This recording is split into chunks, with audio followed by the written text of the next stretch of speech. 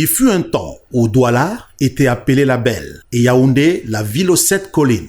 Aujourd'hui, ces noms semblent ironiques. Ces deux grandes cités, poumons économiques et politiques de notre pays, sont devenues des décharges à ciel ouvert. L'insalubrité qui règne dépasse le simple désagrément visuel. Elle asphyxie les habitants, détruit leur santé et met à genoux l'image de nos villes. Dans les quartiers populaires, comme dans les centres UP, les poubelles s'accumulent, les déchets s'entassent et les trottoirs deviennent des dépotoirs improvisés. Les odeurs nauséabondes envahissent l'air, des moustiques géants colonisent les espaces et les eaux souillées serpentent jusque dans les maisons. Certains parlent de lacs de déchets ou de montagnes d'ordures. Les descriptions ne manquent pas, mais une réalité demeure. Douala et Yaoundé suffoquent. Il est facile de pointer du doigt les autorités municipales, accusées de ne pas remplir leur rôle. Certes, les entreprises en charge de la collecte des ordures semblent dépassées. Mais la question dépasse la simple gestion des déchets. Elle révèle un malaise plus profond, celui d'une société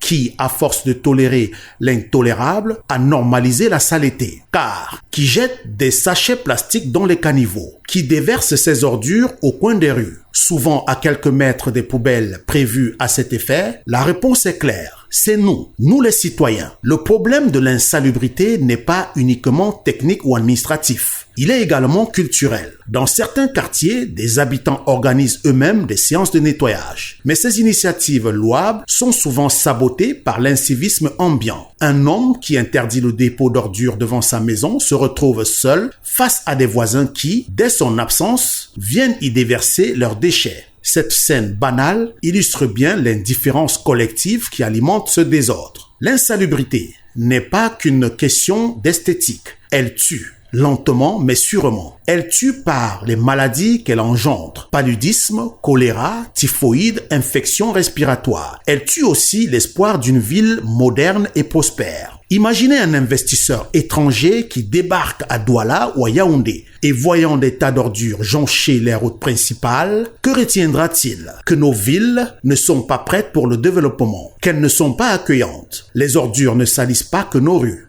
Elles salissent aussi notre réputation. Il est donc temps d'agir. Et agir commence par accepter que chacun a sa part de responsabilité. Les citoyens doivent changer leurs habitudes. Jeter une bouteille en plastique par la fenêtre d'un taxi ou déverser les ordures dans un caniveau ne sont pas des gestes anodins. Ils détruisent l'environnement et aggravent l'insalubrité. Nos autorités aussi doivent renforcer la collecte des déchets, imposer des sanctions sévères aux contrevenants et multiplier les campagnes de sensibilisation. Pourquoi ne pas suivre l'exemple de Kigali au Rwanda, où la propreté est devenue une véritable fierté nationale grâce à des politiques strictes et à l'engagement des citoyens? Les entreprises de gestion de déchets doivent moderniser leurs équipements et optimiser leurs opérations. Le spectacle des camions débordant d'ordures, souvent en panne sur la route, n'est plus acceptable. Douala, Yaoundé, vos âmes sont ensevelies, mais pas perdues. Il est encore temps de redonner vie à ces villes. Cela passera par une révolution de mentalité, une réorganisation des systèmes de déchets et un engagement collectif. Nous rêvons des villes qui inspirent confiance, qui incarnent l'exemplarité. Ces rêves ne sont pas hors de portée, mais pour les réaliser, il faudra que chaque citoyen, chaque responsable regarde au-delà de ses intérêts immédiats, car un sac d'ordures jeté dans la rue, c'est un avenir que l'on sacrifie.